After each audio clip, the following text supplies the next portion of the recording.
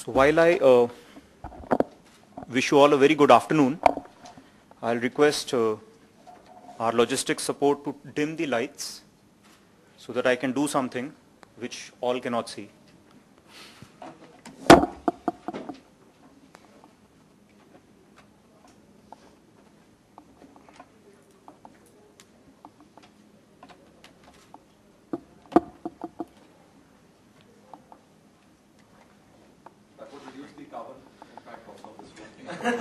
Yes, that's a very brilliant idea. That's the other industry, in fact.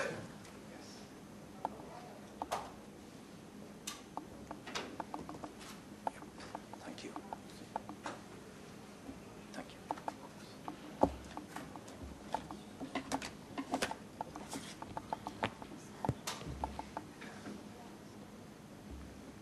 All right, here's what we're going to do. I'm feeling this room is a little cold for me. How many people are with me in that feeling? Okay, so just like we can request somebody to dim the lights, can somebody request for the temperature to be probably raised a little bit? They don't have that control here. We are on or off. So it's a binary, the haves or the have-nots. So what choice do we have? Those of us who chose to, dress in half sleeves can sit like this, right? And feel warm, right? Others who were wise enough, who know the ambience, are anyways comfortable. So I've been to this place, earlier, and I'm also, one of those people who know the ambience, but not wise enough. The gray hair don't show yet. So what I did is, I tried being innovative. And what I did for innovation is something that I'm going to hold up here. I'm not endorsing any brand, by the way, right? So I did this. I carried a bag with me because we are in the textile space. So I'm going to keep this bag here.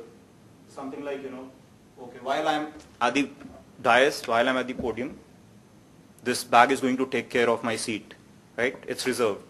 Also, I'm going to try and take out something from the bag which is going to be useful for me.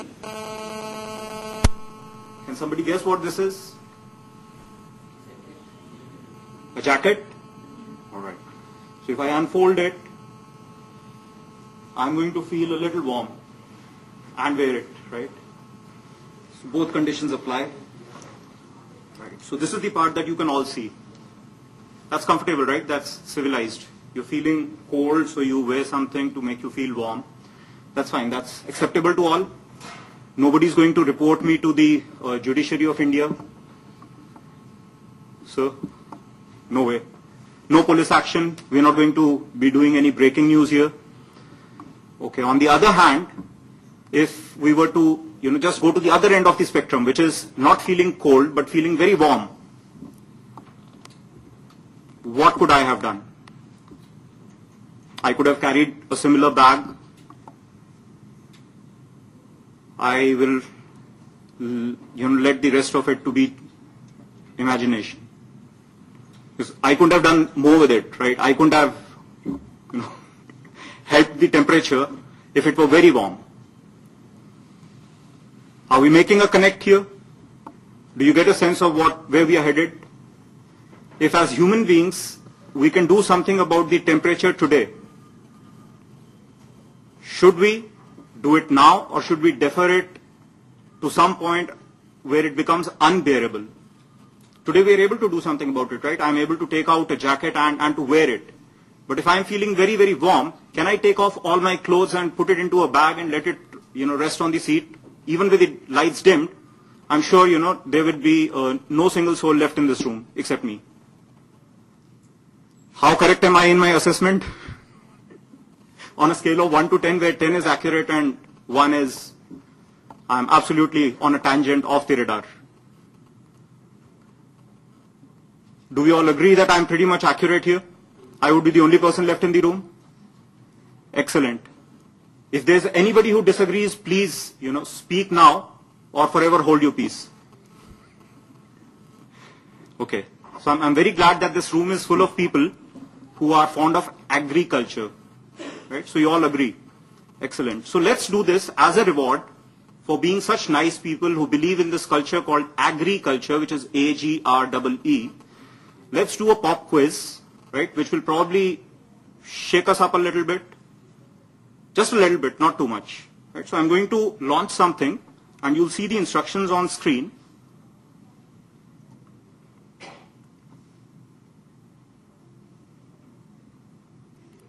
And I'd prefer all the lights to be actually dimmed so that we can really experience this. The lights at the back of the room as well, please.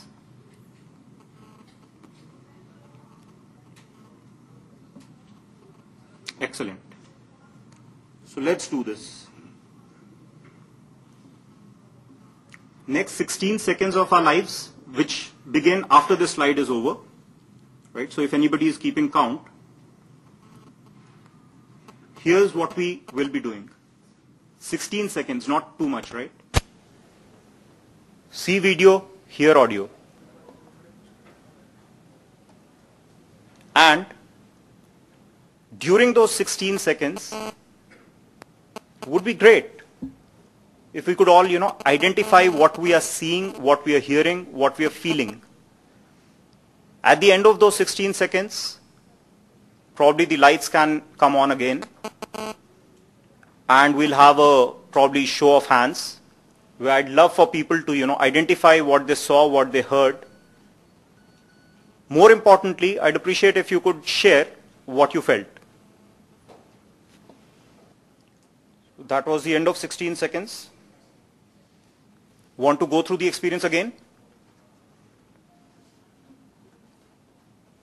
I'll take that silence as a yes.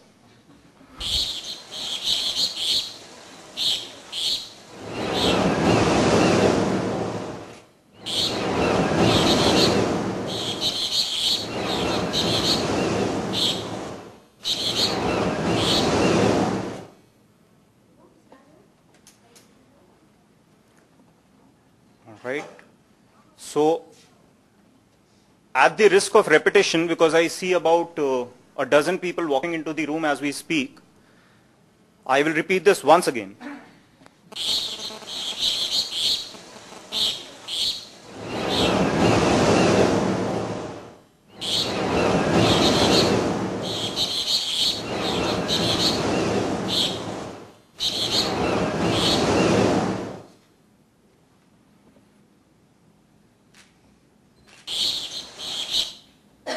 I think thrice is enough.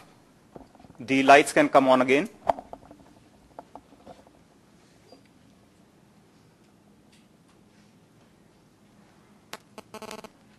Yes. So a show of hands, or would anybody want to share what they saw, what they heard, what they felt like?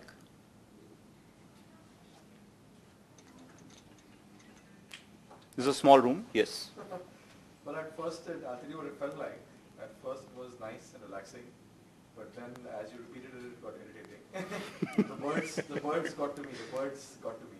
Right. The thing. The other part was the waves and all was nice and relaxing. Relaxing. But the birds, the certain shrilling of the birds, because I'm maybe closest to the speaker here. Right. That got a bit. Makes sense. Anyone else? I think this voice of these two boats was so disturbing and so high. But I was not comfortable with this boat voice. Okay. Anybody who found no reason for discomfort, who felt that these 16 seconds should probably, be the rest of their lives?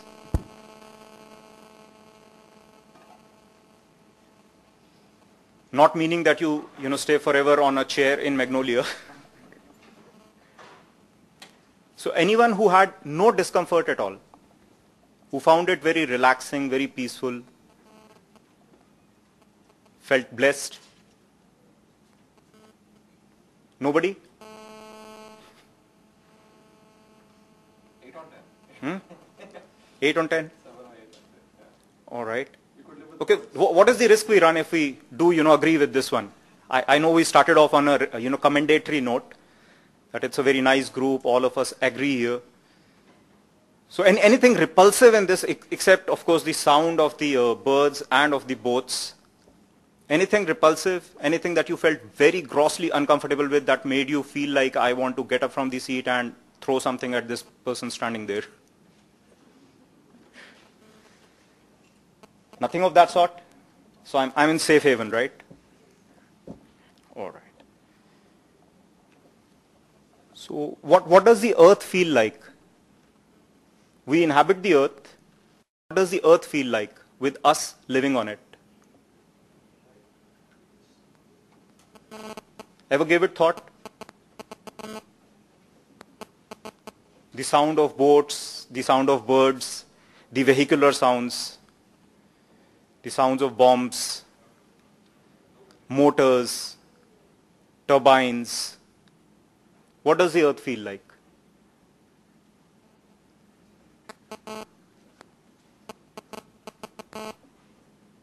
Are we listening? Okay. The video that we just saw is not taken very far back in time. This is still present times. So welcome back to the present.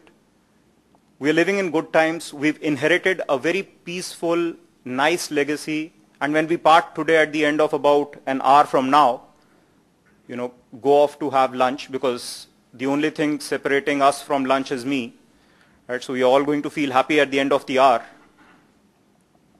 So I'm promising you that at the end of the hour also, this feeling that currently exists, which is there was nothing very repulsive about what we just saw, what we've just felt, maybe about, most of us I think are about 3 decades or 2 decades plus old on earth, right? Some of us have been around longer, maybe 5 decades, 6 decades, but any of us probably do not hate being on earth. Or do we have anybody in the room who's not enjoying the stay here? Feel like going off to another planet? Because there was something in the news yesterday that said Earth is going to be inhabitable for another 1.75 billion years. That's quite a long time, for many generations to come. But there was a caveat, there was a fine print. The fine print was that this continuity will be assured only if we stop breathing. So if we leave things as they are, if we do not induce human created changes, then 1.75 billion years is what the habitability of the earth is. Right? So that caveat is important to note, because that may significantly reduce the habitability from 1.75 billion years to significantly lesser. So let's move on from this slow moving stuff to something else, which is about climate change, which looks more relevant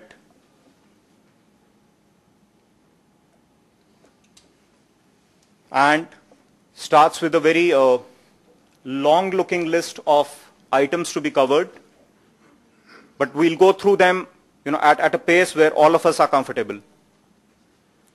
So let's try and understand climate change dynamics and impacts. I believe we've already done that in the last 7 minutes or so. Climate change and how is it impacting the textile industry? What can we do about it? What does competition seem to be doing? Right? And some trends in Western markets.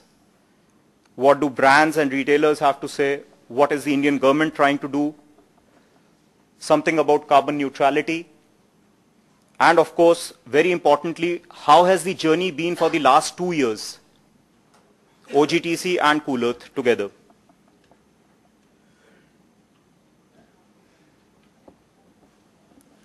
So this already makes sense. Sunlight hits the earth, but then some man-made emissions, man-made gases, they hold back these, heat emitted from the gases that's held back in the atmosphere, and so we feel warmer than we do. And there are changes which are happening. Some of them we've seen recent times. not more than 3 months old, I think we saw something tragic happening in our own country, where man-made changes affected the climate, affected the environment so much that there were massive floods, landslides, etc., right, in Uttarakhand. So those are all real. They are here and now, right? They may not be immediately or directly attributable to just gases, but they are man-made.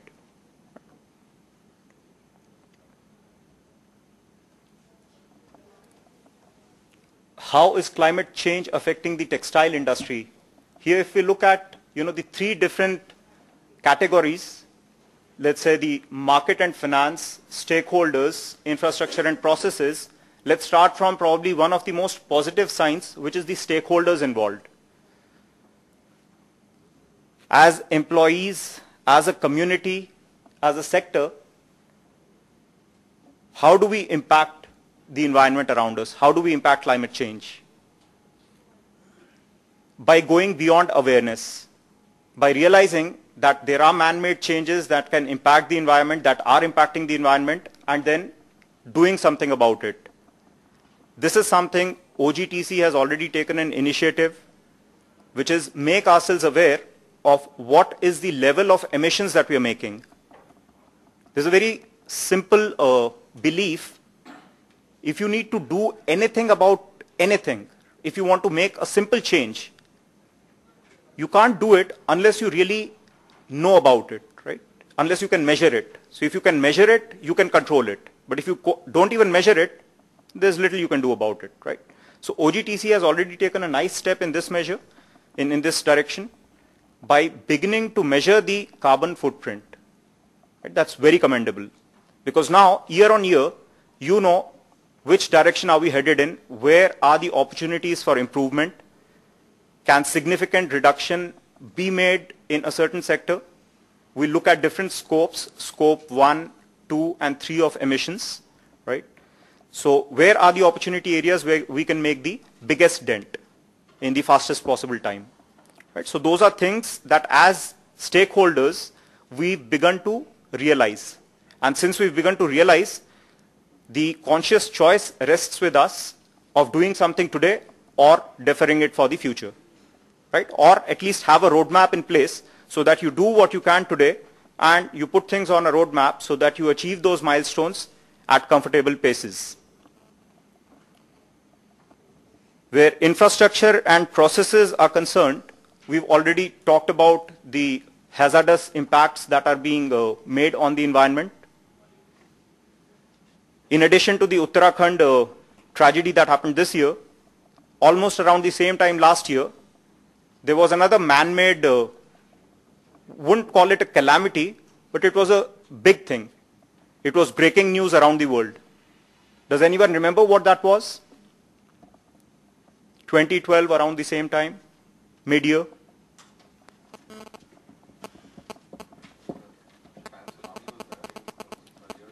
In India, right?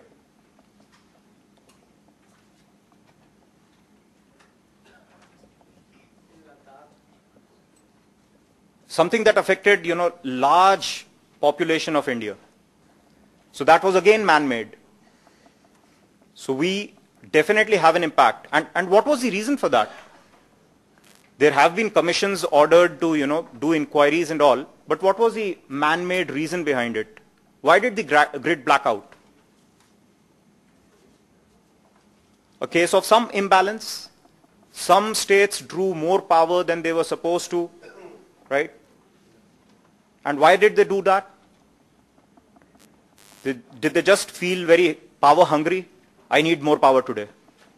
Wasn't that. It was a systemic failure, right? Farmers needed more water to irrigate their fields, which wasn't forthcoming. And if you, trace it backwards, why is there less water? Why is there, water table reduction continuously? Why is there, ample rainwater harvesting not happening? Preemptive action, curative action not happening at the proper time is what creates such man-made events. Some of them turn out to be loss of lives. Some of them turn out to be loss of billions of INR. Right? The GDP gets impacted significantly. right? And today, survival is definitely based on INRs, in India at least, right? Although we do get affected by the USD fluctuations. So moving on, the direct and indirect impacts on business are well known. What we need to focus on, what we need to emphasize on is that this is not something that can be put off for a very uncertain amount of time. Remedial action, preemptive action is something that we cannot hold off for very long. There are strict standards which are coming in on energy efficiency, which have in fact already come in. What kind of standards? I like to pronounce this as, enemy action. Although it's not really an enemy action, it's a very nice thing. It's a national mission on efficiency of energy, enhancement of energy efficiency. So that's a Government of India body, right? And it's trying to do something in 4 different areas. Now those fine prints are not what I want to bog you down with. What I want to immediately intimidate you with is this.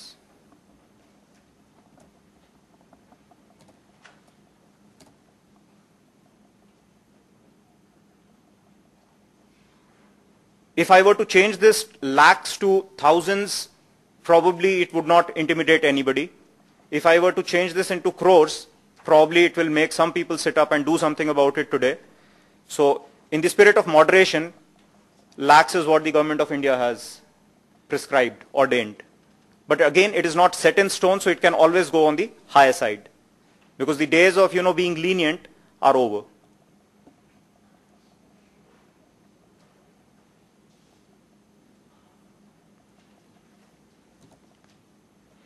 So what do we do when faced with such threats, such intimidation?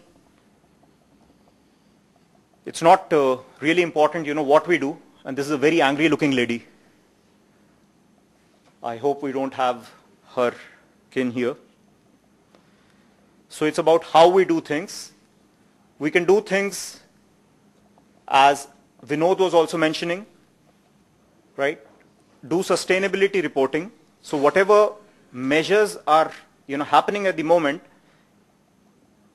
try and come out with, disclosures. Try and come out with reporting on those, on the social aspects, on the environmental aspects, right? And these are good scores. I mean, standing here, I don't have reason to, be whatever shy or diffident or, ashamed of anything here. But these are good scores, right? And these are from, as you can see from the source, it's HPCL sustainability report. And anyone who doesn't know what HPCL is?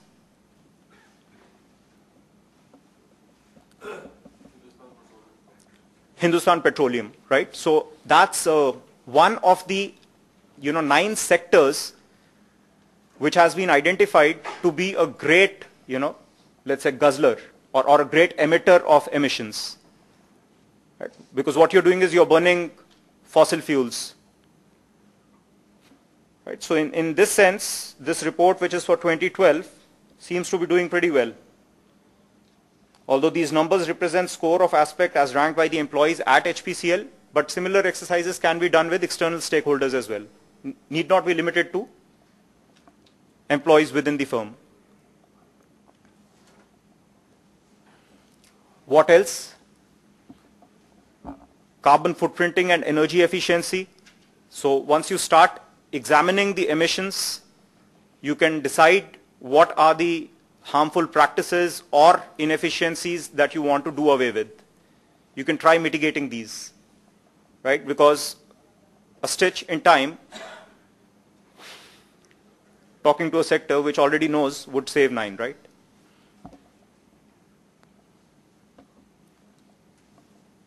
When it comes to adaptation, define what adaptation measures would you have to take. There are certain things which are beyond our control, right? Some things we will be able to do, some things we won't.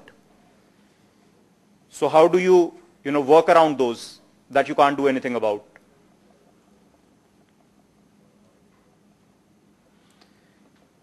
This is from a, looking out from an India perspective. That's why we call it competitors. But if you look at, the global view, there are no competitors. We are all collaborators, right? Because the supply chain does not respect boundaries. So here's what supposed competitors are doing. China, as Vinod also pointed out, has labels of its own. They're talking about low carbon. It's a very important trend there. Bangladesh, which has recently been infamous for lack of sufficient infrastructure, which cannot provide safe working conditions. There's a threat of life, right? Even Bangladesh is measuring carbon footprint, and they're significantly smaller compared to India. So here's where, I would say, buck up textile sector in India. We can do better. Thailand already outdoes us in lots of other areas. So these are lots of facts, all searchable on Google. What are the current industry practices? Organic cotton. Now I have permission to speak about a couple of our client experiences. So talking about Pratibha Syntex in particular, right? When we engaged with them last year or probably a little earlier, we discovered 1.5 lakh acres of farmlands, right? And a person with a vision at the top, that there's something that can be done which balances both things, right? Sustainability as well as monetary interests. So a complete, marriage of both was able to happen. A decision was taken, footprinting was done. That footprinting was communicated well to stakeholders, to people higher up in the supply chain, and that actually yielded monetary results, benefits. So if a Pratibha Syntex can do it, so can all other textile units. Not stopping at OGTC's 13, which are already part of the program, more to be included, and go beyond OGTC as well. Spread the word. Better Cotton Initiative is another area where we've recently had some exposure with one of our prospective clients, yet to become one, where we are trying to do a product footprint, right, of one of the products which uses BCI extensively. So there are efforts being made in the direction, and the encouragement is to significantly increase these efforts. Let more people feel that this is something that needs to be done here, now, today.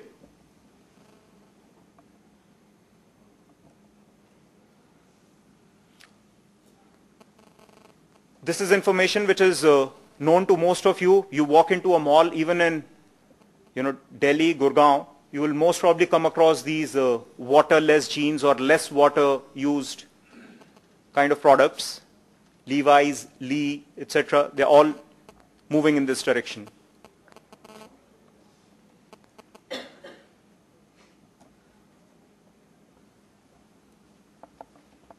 That's again, in the same spirit, innovative brands focusing on sustainability.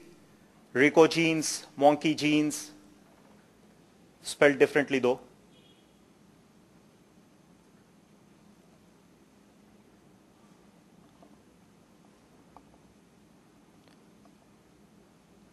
So that's a lot of text to assimilate in a short span of time. So what I can do is circulate this presentation to the list of attendees here, so that you can keep it with you, refer it, take the inspiration, and do something about it. Sustainable Apparel Coalition, which Vinod already talked about.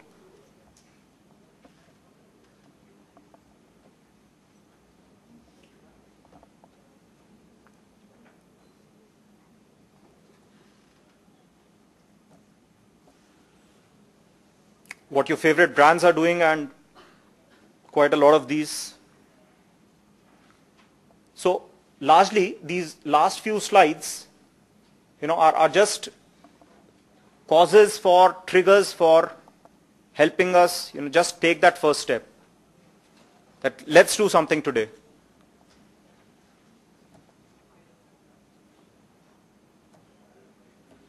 Now, in terms of steps taken by the Indian government, Dr. Saab just talked about it, that there's this provision of 2% of the average net profits which need to be spent as CSR, although I believe more clarity has to emerge on how much of that CSR is towards sustainability, right? Or does it just end at, doling out some amounts to probably a NGO and saying, hey, we've done our bit, right? Because those are not really real sustainable initiatives. You give a handout and you don't really, watch the throughput, you're not really doing much. You're just stopping at the, as they said, cradle to grave. So you're stopping at the cradle point, right? Beyond cradle, there's a full life which needs to be lived well.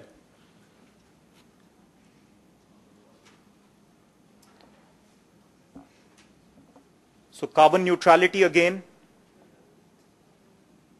There are companies in this space in India, outside, like Carbon Neutral of UK, which helps you go the distance after you have walked the first few miles. Right? So let's say you've grown cognizant of what are your emissions, you've taken the commitment, you've broadcasted it, you've said that, okay, I will reduce our units emissions by X percentage in so much time. Now beyond this, there's a threshold. You cannot do more, right? So what do? You say, I still want to go, carbon neutral, so you can purchase these credits.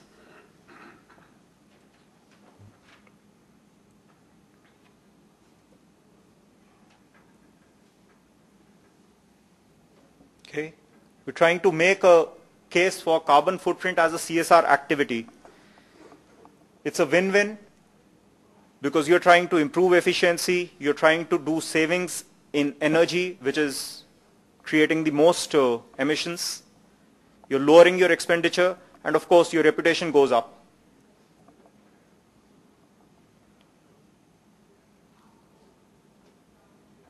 This is something which needs to probably go down significantly more with players in the textile sector than it already does.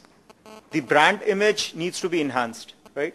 So I know there are pressures of costs, delivery timelines, right? But beyond these transactional pressures, if your skin is in the game for the probably, complete generation that you're going to be working, then you probably have to have a view of the brand that you're building, right? So if you are building a sustainable brand, you're in it for the long term.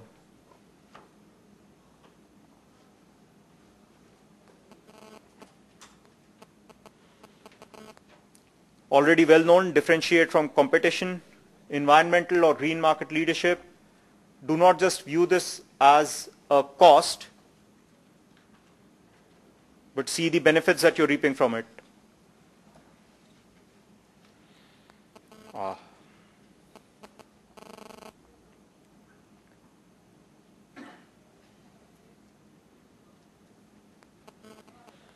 The last couple of points do not need perhaps more elaboration. When you're reducing your energy costs, you're of course ending up with more money in hand.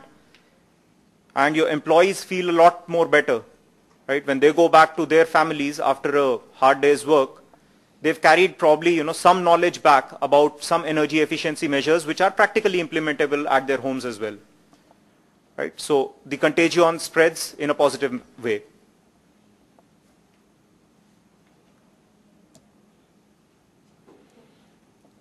All right, so that is where I was plagiarizing from Peter Drucker, who said, if you can't measure it, you can't manage it.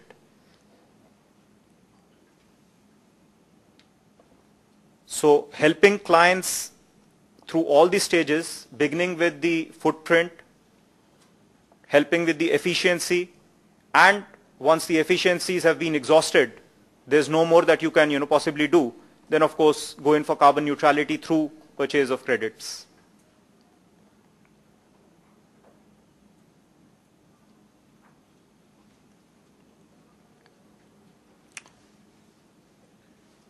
Coming to OGTC's engagement that began with Cool Earth in 2012, this is history in the making. It's the first time ever that an industrial cluster carbon footprint is being performed. Right? We'll look at the statistics in a bit. Right? Thanks to the stakeholders like GIZ and OGTC, of course, who've voluntarily agreed to do this, although there are no current mandates, but it's preparing yourselves well in time before such mandates become non-negotiable.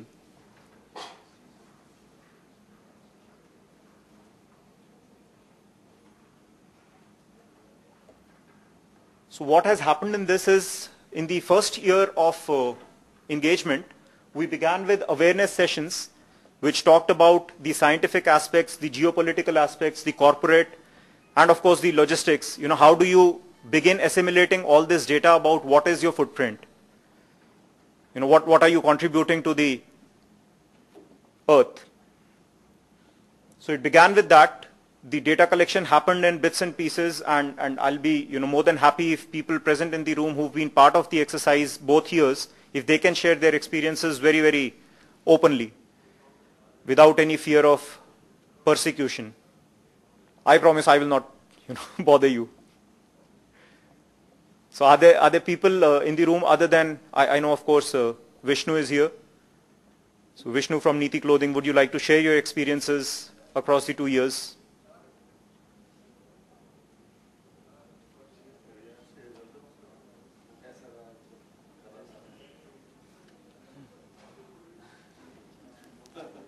Okay. All right. So probably during lunch, Vishnu will you know, come out of his shyness, and then maybe in one-on-one interactions, he will tell you the bare truth. These companies, they can meet us all. They're all part of it. Absolutely. So I'll be putting up a list in the next few seconds, which will list all the units which participated in this exercise, which continue to, you know, do well. We are near completion as of now with this year's exercise. Last year it took us roughly around 12 weeks or so to complete. This year in about 10 weeks we are near completion. So that's the list that I promised. So can I have a show of hands from people who are from these units?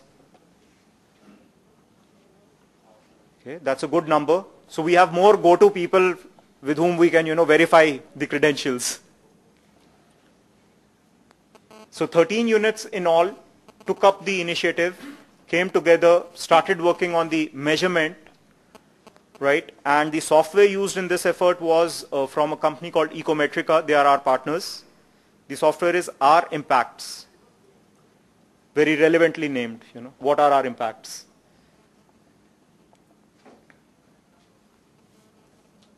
Okay, the last line, you know, take it with a pinch of whatever you like best. Maximum customer delight and satisfaction. So if there are people who are not very satisfied, please let me know in advance. I'll know what to do.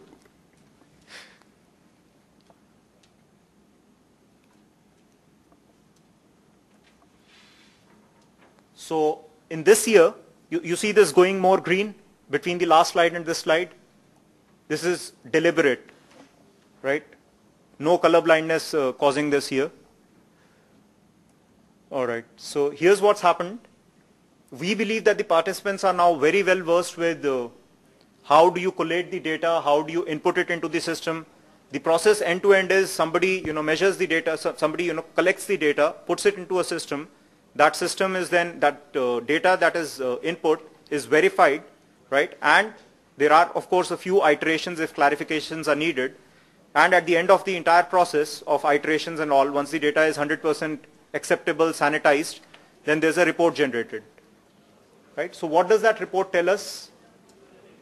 Before we move on, thank you, Richa. Is Richa here? From Afflatus? No. Okay. So thanks to Richa for giving us good feedback. But here's the bare data. Now before we look at the bare data, let's look at that scope 1, 2 and 3 of emissions. Scope 1 is where within an organization, the vehicles and equipment, the stationary sources, on-site landfills or wastewater treatment, any other emissions that are happening, all of these would fall under scope 1 of emissions. There are 3 in all, scope 1, 2 and 3. So scope 1 is what you have maximum control over. Right? Scope 2 is then the next level of control, because this is something you cannot do without. You need to purchase electricity off the facilities provider, off the grid, right? You need to purchase heating or cooling or steam, right? And finally, the third one, which we have then very little control over, which is all the business travel that you need to undertake. Your employees cannot all the time be home workers, right? Although I acknowledge that in the small, sector, lots of them are, but still some employee commuting is done. So if you've contracted or outsourced your solid waste disposal, these are what fall under scope 3, and very little again that you can do about them. So going across all these 3 scopes, this is how the units have performed.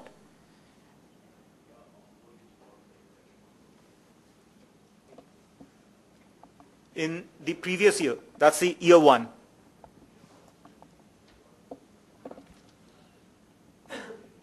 Right, so all 13 units, we've made them unattributable. So you can see scope 1 is actually not a very big contributor as per last year's exercise.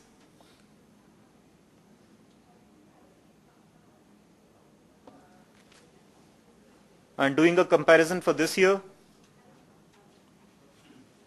although this looks more green, but then the overall emissions seem to have gone up about 24%. Right, so the only place where a positive dent has happened is in scope 2. Now this data is not 100% complete, that's a caveat, but it would not significantly differ because it's more than 80% complete now. Right, so scope 3, which is beyond, let's say, clusters control, is what has gone up the maximum. Now, we could attribute this to probably, this being the first year when things would have happened in the proper manner. In the last year, the data would not have been so much accurate. So if we, if we discount year 1's data and treat this as a baseline, this will be near accurate. Right? Because 60% is huge.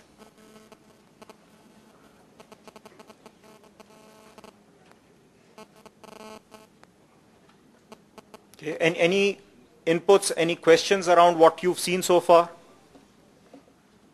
Yeah, I can just share some points on it. I mean, the business has also changed from last year to this year.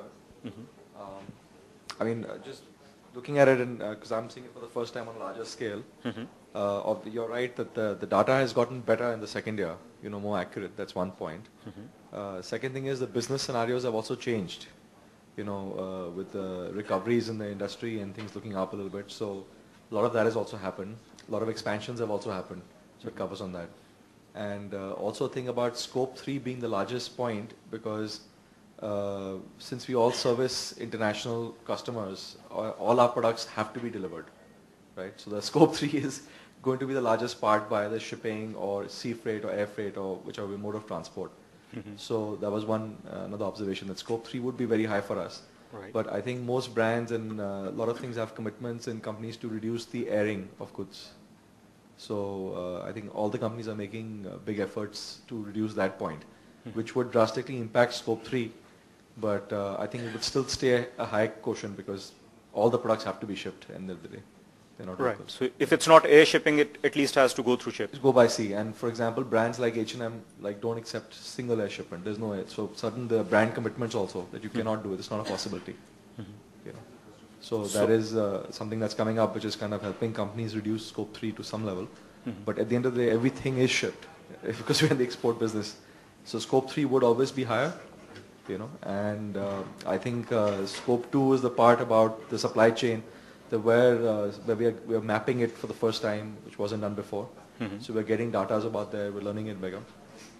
And I think it's very interesting. It's been a good experience. And actually we look forward to year 3 of actually putting in strategies of reducing the footprint. So far it's been monitoring it, figuring out how to gather information, then actually gathering the information the second time around, knowing what to do. And I think we look forward to a third year where we can actually, with your help, maybe explore areas to improve, set new targets on things and see how we collectively share resources in OGTC as we do to bring these down. Right. And Because that is exactly what would make practical sense, doing something about it next And I year. think I think Mr. Kesara is not here, but he would verify or would give us the real target for the year that what OGTC has actually taken up to reduce it by how many 1,000 tons, the impact on that, So that's that. Right. So that's one exercise which is very important, because after beginning to measure, unless you set targets for reduction, we're not really, moving in the right direction. You keep measuring year on year and you say, okay, things are beyond our control. When you haven't really decided to, move out from Magnolia to the lunch venue, you can't have lunch, right? So you need to make that decision that, okay, here's where I'm starting from, here's where I'm concluding my journey. So those reduction targets have to definitely be there for all to see at all times, and then sincere efforts actually made in the direction. So as, an organization, Cool Earth, is on the lookout, has already found partners who help make a dent with energy efficiency. Right. So for people who are interested, I would definitely love to share more during the lunch break. Right. So how do you do your automation of energy management, automation of fuel management, all of these fuel guzzlers? So what do you do to automate the process so that at least 10 to 15% efficiencies can be derived from that process itself? Right. So we'll talk about that at length. Any other insights that anyone would want to share? Based on the experience that you've had in the last couple of years, or as people who have not participated in the exercise but you have curiosity about figures here or the process?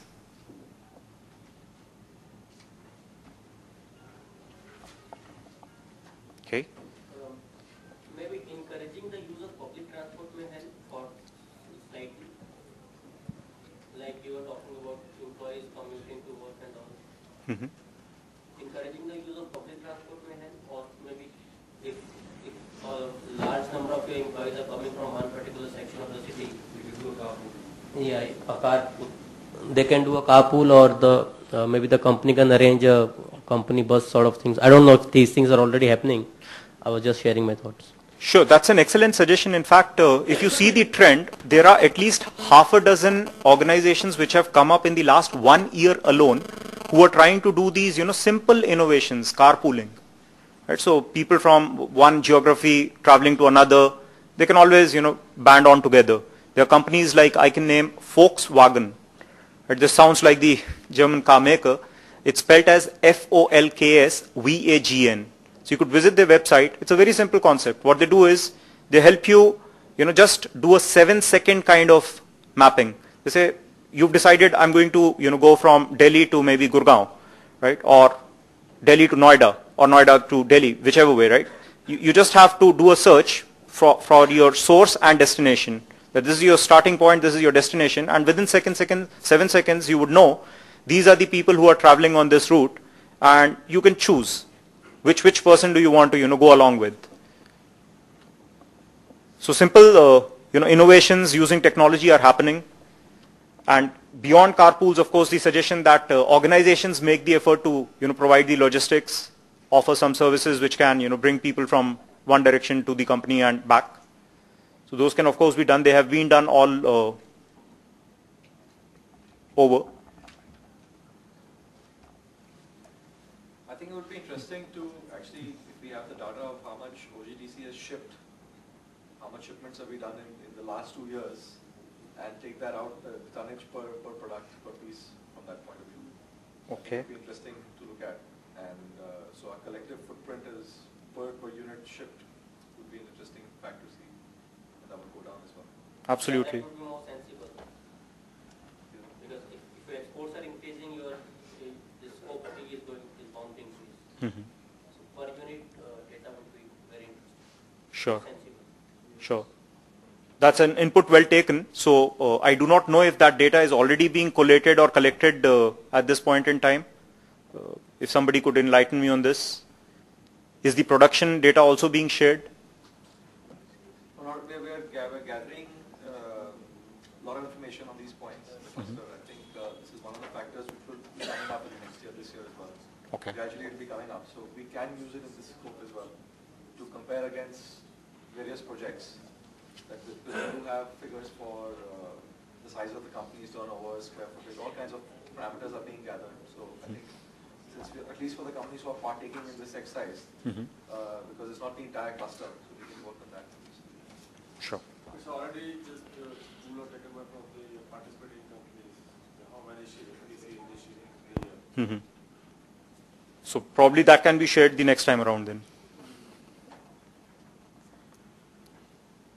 Okay, moving on to the last piece in this. Now this is something that my team has told me, and I'm going to invite again feedback from people who've participated. Units are genuinely interested in reducing their impact on the planet. I have no reason to disbelieve. These training programs were conducted last year at 2 levels for both the senior management as well as people on the floor. Right, and this is all good to look at.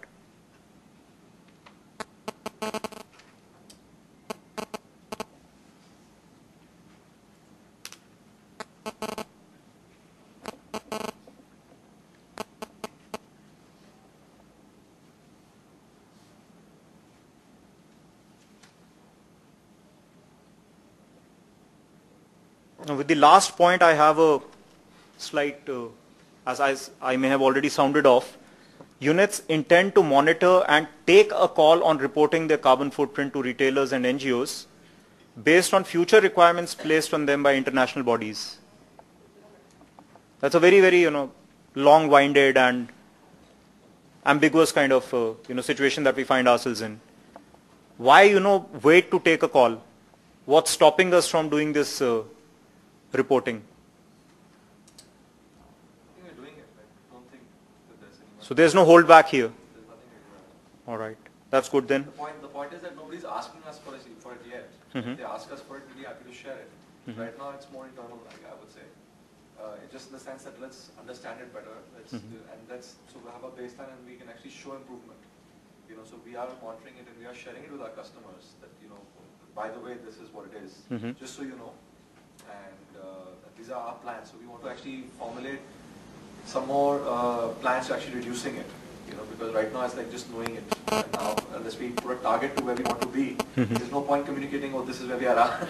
Right. So we need to put it, understand it better, say, okay, here's where we are, and here's our target. Right. That's So what we want to communicate. right. So that's the thank you so much for that input. So that's the point where I correlated with where we are. It's a 3-year exercise to begin with. So in year 2. We are at a point where we're saying that we want to, define targets, but we are not yet doing those. So as an association, as a cluster, probably that's something that should give us the fire in the belly, to do something very, very, let's say, seriously about it. Sure. Also, I can just wanted to add. Okay. No, please, I've been talking a lot. Yeah, I wanted to add to his point. As he said that we've been doing it and it's an exercise for 3 years, in fact, so far right now. I would suggest that Cool Earth can participate more with the participating organizations, with OGTC right now, and we can have a if not a yearly this thing, because every time we come back and say after a year and say that okay what were the measurements, we need to do that exercise right now, and it's a pressure for 2 months. Very so true. What I'm saying is, can that be spread across the year, and we can have new people from the factories, in fact, involved and trained, so that it will help. Overall, it will help in the long run. Absolutely, I agree with that, because that's trying to immerse more people in the experience, and we already have for financial reporting at least we do quarterly, right? So just like we do our quarterly financials, even environmental reporting, sustainability reporting can be quarterly. I think this is quarterly. We do it quarterly. No, this happens. This is an annual exercise. Internally, we are capturing it quarterly. Okay. And we are compiling it. And Also, we're already on that template anyway, because I think we have a small window to upload everything on it. And so we are, because it's an ongoing process every month, so every quarter we are compiling all the data and then it's being put in at the end of the year. Right, but if it is done more frequently, then definitely the merits will come out better. right? Because then you will have this conscious awareness at all points in time that, hey, I did this much last quarter, how much am I doing this quarter? Right? So that awareness is constantly there. And you know, if you think about it in terms of development or in terms of creating something of significant value, try a visual imagery, right? Think about a potter's wheel, right? What does a potter's wheel look like? It's actually a wheel, right? You put some kachi mitti, right? Some earth on it, and do you do it annually? You know, you put it there and then okay. It's spinning, it's spinning, it's spinning. It won't take shape on its own, right? So the potter has to use all fingers, thumbs, right, and give it proper shape. So it's a continuous process. Can't be done, you know, few and far between times. Right? So point very well taken. Thank you. One more thing, I mean, have you or the units started participating in the CDP yet or not? No. Because CDP is annually doing the survey. They're reaching out in India for last four years, I think now. And they send out a survey form on disclosures. And annually they have the report coming out. I think so far they're largely reaching out to the large companies, 200 companies at least in India every year. The reporting is still, now gradually it's going up. So it might be useful to... Yeah, I mean, this is a proof, so we might as well have linkage. Start disclosure. Should. So that's a call that each unit has to. I mean, the big part of this thing was that the tool is an internationally recognized and accredited tool. So the whole point is to to be there. So there's no hesitation, I think, on reporting these things on that. And I think as these processes get better, because it's the first time it's happened, and like I said, I think we do it every quarter. We compile it every quarter. And if we have access to uploading it every quarter, also, it becomes a monthly practice also. Because I think now is the actual point of putting in changes and tracking how things are moving.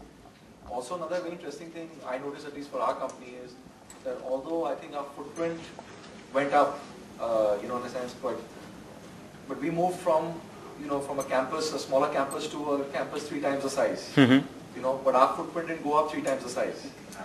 It was in fact it went up much less compared to if you actually looked at tripling it from that particular unit. So because we've also put a lot of strategies in play every year throughout the process. So the thing is, the baseline is recording maybe an improved performance to some extent at the same time, and as we do the switch over, it will reduce further. Right. I think, see, the most interesting will be because CDP is already doing a project in India on disclosures, and then constantly doing it. And if you look at what 30-40 companies who are actually disclosing at this point, so you're already benchmarking yourself with the global players who are in this domain. I mean, if you can connect us to that, yes, we'll definitely be happy to do it. Yeah, do that. Sure.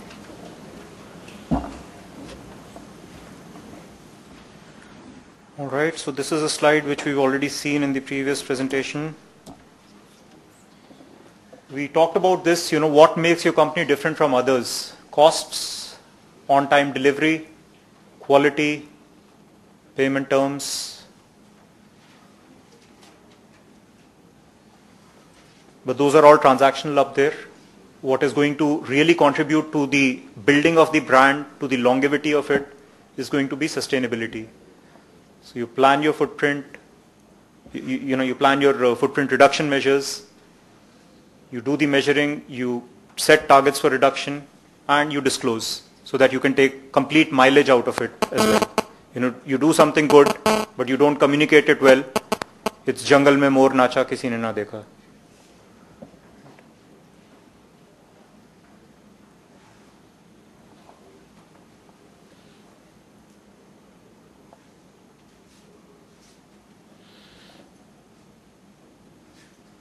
I think a more sustainable product has a better chance of remaining competitive in a resource-constrained world. So that sounds like a very plain statement. Are we really resource-constrained? What brands have to say about this?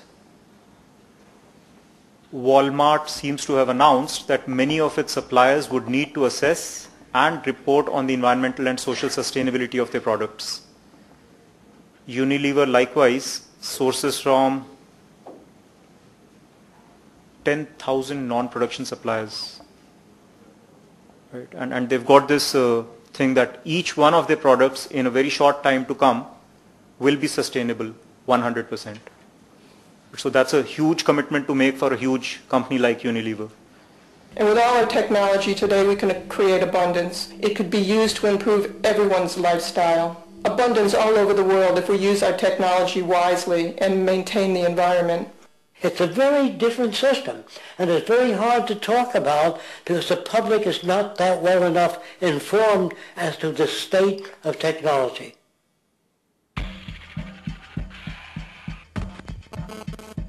At present, we don't have to burn fossil fuels. We don't have to use anything that would contaminate the environment. There are many sources of energy available. Alternative energy solutions pushed by the establishment, such as hydrogen, biomass, and even nuclear, are highly insufficient, dangerous, and exist only to perpetuate the profit structure that industry has created. When we look beyond the propaganda and self-serving solutions put forth by the energy companies, we find a seemingly endless stream of clean, abundant, and renewable energy for generating power. Solar and wind energy are well known to the public, but the true potential of these mediums remains unexpressed. Solar energy, derived from the sun, has such abundance that 1 hour of light at high noon contains more energy than what the entire world consumes in a year. If we could capture 1/100% of this energy, the world would never have to use oil, gas, or anything else. The question then is not availability, but the technology to harness it. And there are many advanced mediums today which could accomplish just that, if they were not hindered by the need to compete for market share with the established energy power structures. Then there's wind energy. Wind energy has long been denounced as weak, and due to being location-driven, impractical. This is simply not true. The U.S. Department of Energy admitted in 2007 that if wind was fully harvested in just 3 of America's 50 states, it could power the entire nation. And then there are the rather unknown mediums of tidal and wave power. Tidal power is derived from tidal shifts in the ocean. Installing turbines which capture this movement generates energy.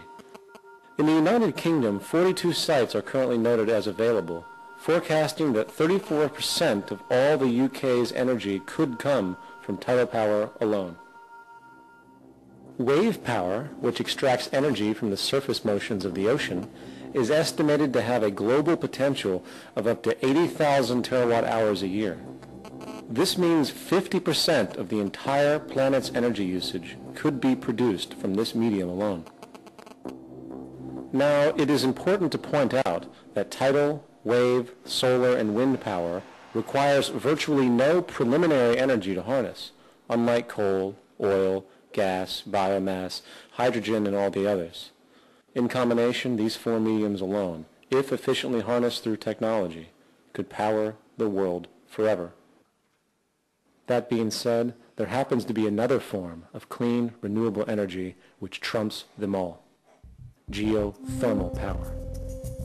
Geothermal energy utilizes what is called heat mining, which, through a simple process using water, is able to generate massive amounts of clean energy.